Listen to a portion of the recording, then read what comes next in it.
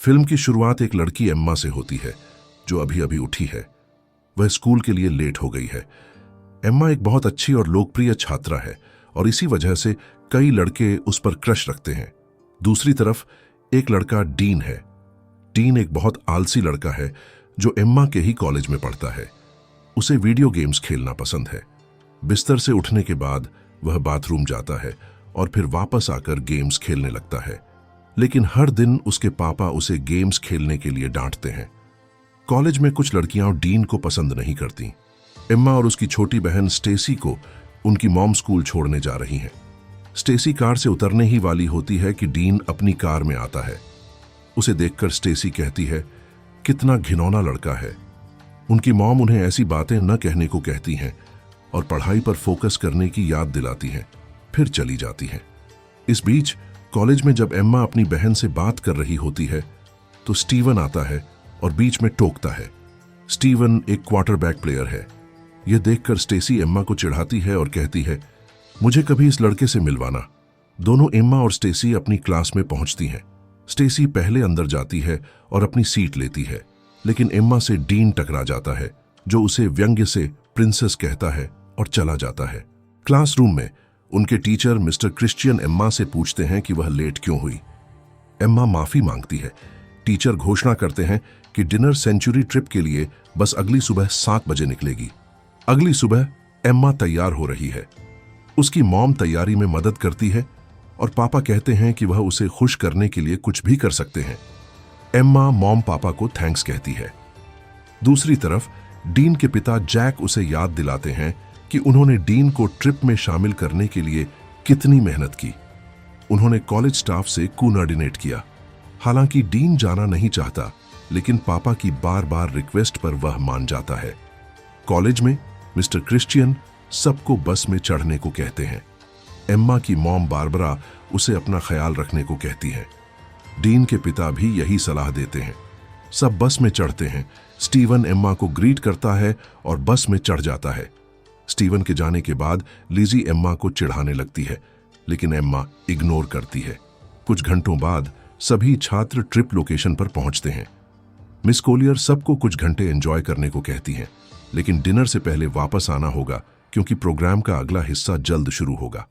बाद में एम्मा और उसकी दोस्तें पूल जाती हैं और साथ स्विमिंग करने लगती हैं। स्टीवन भी वहां एम्मा के साथ मस्ती करता है। अचानक एम्मा डीन को अकेले खड़े देखती है जो उसे देख रहा है। तभी स्टीवन एम्मा की कमर पकड़ लेता है। जैसे ही डीन यह देखता है, वह चला जाता है। अगली सुबह छात्र लोकल बच्चों के लिए स्कूल बनाने लगते हैं। करते हुए डीन फ्लिप्स और ट्रिक्स दिखाकर शो ऑफ करने लगता है, जिससे स्टीवन चिढ़ जाता है। वह एम्मा से शिकायत करता है कि डीन ट्रिप बर्बाद कर देगा। टीचर डीन को नीचे उतरने को कहते हैं। उस शाम जी अपनी दोस्तों से कहती है कि स्टीवन ने उन्हें लोकल बोट पर पार्टी के लिए इनवाइट किया है। यह सुनकर एम्मा जल्दी से पेरेंट्स की कॉल काट देती है, झूठ बोलकर कि मिस कोलियर बुला रही हैं। वह पार्टी जाना नहीं चाहती, लेकिन दोस्तें मना लेती हैं। उसके बाद सभी लड़कियां कार में पार्टी के लिए निकलती हैं। बाद में पार्टी में एम्मा हेलेन को ढूंढने लगती है, लेकिन स्टीवन को किसी और लड़की को किस करते देखती है। इससे एम्मा उदास हो जाती है और चली जाती है। पास में डीन उसे उसके बॉयफ्रेंड के बारे में चिढ़ाता है। वह पूछता है कि क्या एम्मा और स्टीवन को सच में एक दूसरे पसंद है। एम्मा फ्रस्ट्रेटेड होकर डीन से कहती है कि उसे इसकी परवाह नहीं करनी चाहिए। पार्टी चल ही रही होती है कि पुलिस अचानक आती है और सबको बोट से उतरने को कहती है। उसी पल एम्मा गलती से पानी में गिर जाती है। किसी ने नहीं देखा सिवाय डीन के। जैसे ही डीन एम्मा को डूबते देखता है, वह पानी में कूदकर उसे बचाता है। दोनों एक छोटी बोट की ओर तैरते हैं और किसी तरह उस पर चढ़ जाते हैं। डीन उस रस्सी को काट देता है जो छोटी बोट को पार्टी बोट से जोड़ती थी, क्योंकि वह नशे में था और मुसीबत नहीं चाहता था।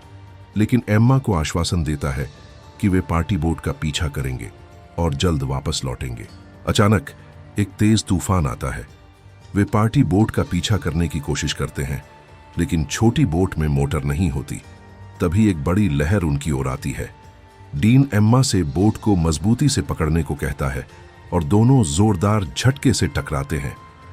अगले दिन होटल में पिछले रात की पार्टी की घटनाओं के कारण ट्रिप कैंसिल कर दी जाती है।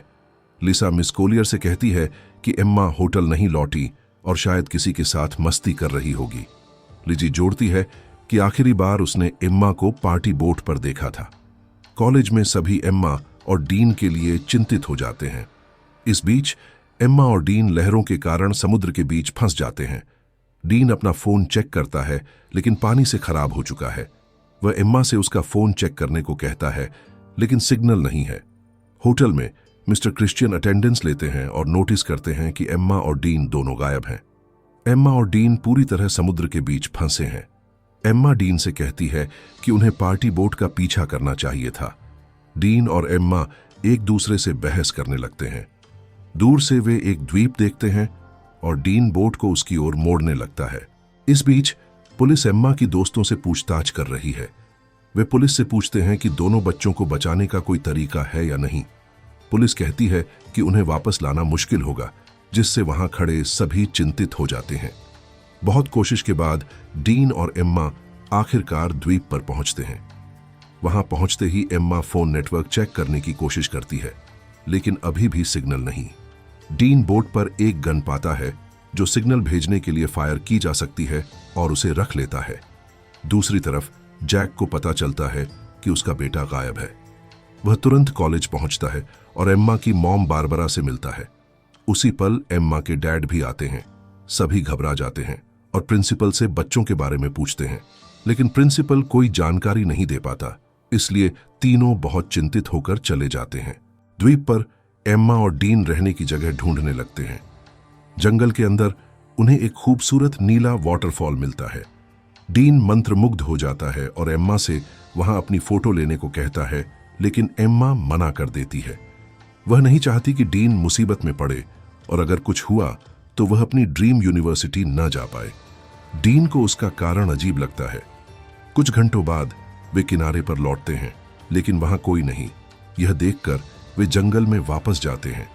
चलते हुए डीन एक गुफा पाता है और एम्मा से फोन लाइट के लिए मांगता है, लेकिन जैसे ही वह अंदर देखता है, चमगादड़ों का झुंड बाहर उड़ता है। दोनों चमगादड़ों से भागते हैं, लेकिन पास के वाटरफॉल में फिसलकर गिर जाते हैं और भीग जाते हैं। बाद में वे किनारे पर लौटते हैं और देखते हैं कि उनकी बोट गायब है। उन्हें सिर्फ एक लाइफ जैकेट मिलती है। वे चिंतित हो जाते हैं क्योंकि घर लौटना है। वे राफ्ट बनाने के लिए सामान ढूंढने लगते हैं, लेकिन कुछ उपयोगी नहीं मिलता। सूर्यास्त के करीब एम्मा डीन से आग जलाने को कहती है, लेकिन डीन सूर्यास्त के नजारे में खोया है। एम्मा पूछती है कि क्या हुआ और डीन टॉपिक बदल देता है। अचानक एम्मा को याद आता है कि उसके बैग में कुछ खाना बचा है। वह निकालकर डीन को देती है। खाते हुए वे एक दूसरे के बारे में बातें शेयर करने लगते हैं। इस बीच एम्मा और डीन के पेरेंट्स एयरपोर्ट पर फ्लाइट का इंतजार कर रहे हैं ताकि बच्चों की तलाश में जा सकें। रात में एम्मा और डीन आग के पास बैठते हैं। एम्मा डीन से पूछती है कि वह उसे प्रिंसेस क्यों कहता है। डीन बताता है कि वह अब तक की सबसे अच्छी लड़की है, जिससे वह स्कूल में हमेशा बात करना चाहता था। वे वहां बैठे होते हैं कि एम्मा को झाड़ियों के पीछे से आवाज सुनाई देती है। डीन कहता है कि डरने की कोई बात नहीं, वहां कुछ नहीं। एम्मा फिर फोन चेक करती है, लेकिन नेटवर्क नहीं। दोनों सोने की तैयारी करने लगते हैं। एम्मा को ठंड लगती है तो डीन अपनी जैकेट उतार कर दे देता है। एम्मा खुद को आश्वासन देती है कि उनके परिवार जल्द उन्हें बचा लेंगे। तभी एम्मा को फिर अजीब आवाज सुनाई देती है, लेकिन डर के बावजूद वह सो जाती है। सुबह जब डीन जागता है तो एम्मा को रेत पर SOS लिखते देखता है। डीन फिर फोन मांगता है, लेकिन एम्मा बताती है कि बैटरी खत्म हो गई। डीन को गर्मी लगती है तो वह स्विमिंग करने जाता है। उसे देखकर एम्मा और ज्यादा आकर्षित महसूस करती है। होटल में मिस्टर क्रिश्चियन एम्मा और डीन के पेरेंट्स को बताते हैं कि पुलिस सक्रिय रूप से तलाश कर रही है और उन्हें गायब हुई बोट मिल गई है। फिर जैक मिस्टर क्रिश्चियन को सर्च तेज करने के लिए पैसे देते हैं। मिस्टर क्रिश्चियन सबको सॉरी कहते हैं, लेकिन बारबरा कहती हैं कि वह भी बच्चों को ढूंढने में मदद करना चाहती है। द्वीप पर एम्मा पास की नदी से पानी इकट्ठा कर रही होती है कि फिर अजीब आवाज सुनती है। डरकर वह वहां से भागती है। डीन, जो उसे रेत पर SOS बनाते देख रहा था, उसे घूरता रहता है। दोनों भूखे हैं तो खाना ढूंढते हैं और कुछ फल मिलते हैं। अच्छे से खाने के बाद वे छोटा शेल्टर बनाते हैं। एम्मा नोटिस करती है कि डीन उसमें सो गया तो वह पास जाकर लेट जाती है। अचानक डीन नींद में एम्मा की ओर मुड़ता है और हाथ उसकी कमर पर रख देता है। एम्मा को अच्छा लगता है तो वह हटती नहीं। अगले दिन जब एम्मा वाटरफॉल पर नहा रही होती है, डीन सनस्क्रीन मांगता है। एम्मा बैग में देखने को कहती है, लेकिन डीन कहता है कि नहीं है। वे बहस करने लगते हैं कि उनका सामान कैसे गायब हो रहा है। होटल में बारबरा न्यूज़ देखते हुए एम्मा के बारे में सोच रही होती है। स्टेसी घर पर अकेली है तो फील वापस जाने की तैयारी कर रहा है। बारबरा अभी भी चिंतित है, लेकिन फील उसे गले लगाकर सांत्वना देते हैं और कहते हैं कि एम्मा जल्द मिल जाएगी। अगले दिन जैक और बारबरा हेलीकॉप्टर से एम्मा और डीन की तलाश करते हैं। द्वीप पर एम्मा आग जलाने की कोशिश कर रही होती है और डीन से कहती है कि वह परिवार को कितना मिस करती है। तभी डीन पास में एक इंसानी खोपड़ी पाता है। एम्मा डर से चीखती है और पैनिक करने लगती है। सोचती है कि वे भी द्वीप पर ऐसे ही मर जाएंगे, लेकिन डीन उसे आश्वासन देता है कि अगर वे साथ रहें तो घर लौट जाएंगे। फिर वह उसे किस करता है और रात होने पर दोनों एक दूसरे के प्यार में खो जाते हैं। थोड़ी देर बाद एम्मा अचानक रोने लगती है, घर को मिस करते हुए। सुबह जब एम्मा जागती है तो डीन नहीं होता। वह कई बार पुकारती है लेकिन नहीं मिलता। वह बहुत डर जाती है और जंगल में डीन को ढूंढने जाती है। थोड़ी देर बाद वह उसे एक गड्ढा खोदते पाती है, इंसानी खोपड़ी दफनाने के लिए। एम्मा समझ नहीं पाती कि डीन क्या कर रहा है। वह पूछती है, लेकिन डीन झल्लाकर कहता है कि उसे उसकी मदद नहीं चाहिए। इससे एम्मा को ठेस पहुंचती है और वह कम से कम बताने को कहती है। अचानक एम्मा गिर जाती है और घुटना घायल हो जाता है। डीन तुरंत उसकी मरहम पट्टी करता है और आश्वासन देता है कि सब ठीक हो जाएगा। फिर वह बताता है कि वह बहुत छोटा था जब उसकी मां गुजर गई और उसे दफनाने का मौका नहीं मिला, इसलिए इस खोपड़ी को दफनाकर वह शांति पाना चाहता है। एम्मा उसकी कहानी से बहुत प्रभावित होती है। इसके बाद दोनों पास के वाटरफॉल पर नहाने जाते हैं। थोड़ी देर बाद बारिश शुरू हो जाती है। डीन बारिश में मस्ती करने लगता है और एम्मा खुशी से उसे देखती है। जल्द ही दोनों बारिश में डांस करने लगते हैं और किस करते हैं। लगभग 1 महीने बाद न्यूज़ रिपोर्ट करती है कि एम्मा और डीन की तलाश बंद कर दी गई है, लेकिन एम्मा की दोस्त अभी भी मानती है कि वे द्वीप पर कहीं जिंदा हैं। बारबरा भी यही महसूस करती है, इसलिए वह और जैक हेलीकॉप्टर से तलाश करते हैं। वे एम्मा और डीन की जानकारी वाले फ्लायर्स बांटते हैं। सब कुछ करने के बाद जैक बारबरा से कहते हैं कि उन्होंने सब कोशिश की लेकिन नहीं मिले और घर लौटना चाहिए। यह सुनकर बारबरा उदास होकर घर चली जाती है। इस बीच डीन एम्मा को अपनी मां द्वारा बताई गई ग्रीन लाइट के बारे में बताता है। वह कहता है कि यह सूर्यास्त पर दिखती है, लेकिन उसने खुद कभी नहीं देखी। हफ्ते बीतते हैं और दोनों द्वीप के खूबसूरत माहौल का मजा लेते हैं। वे समुद्र में डाइव करते हैं, मस्ती करते हैं और बहुत करीब आ जाते हैं। साथ में खूबसूरत पल बिताते हैं। एक दिन एम्मा डीन से कहती है कि स्कूल में वह बहुत अलग लगता है और वह उसे पसंद करती है। यह सुनकर डीन भी कबूल करता है कि उसे एम्मा पसंद है और स्कूल में वह चुपके से उसे देखता था। बाद में जंगल में एम्मा सो जाती है। अचानक हेलीकॉप्टर की आवाज से जागती है। वह डीन को जगाती है और वह फ्लेयर गन ढूंढने लगता है, लेकिन नहीं मिलती। एम्मा उसके पास दौड़ती है, लेकिन तब तक हेलीकॉप्टर दूर चला जाता है। दोनों फिर फ्लेयर गन ढूंढने लगते हैं और शक करने लगते हैं कि द्वीप पर कोई और है जो उनका सामान चुरा रहा है। कई दिन बीतते हैं, लेकिन कोई बचाव नहीं आता। अचानक हेलीकॉप्टर ऊपर से उड़ता है और किनारे पर उन्हें देख लेता है। आखिरकार उन्हें बचाया जाता है और घर लाया जाता है। एयरपोर्ट पर एम्मा और डीन के दोस्त और परिवार खुशी से स्वागत करते हैं, लेकिन डीन खुश नहीं।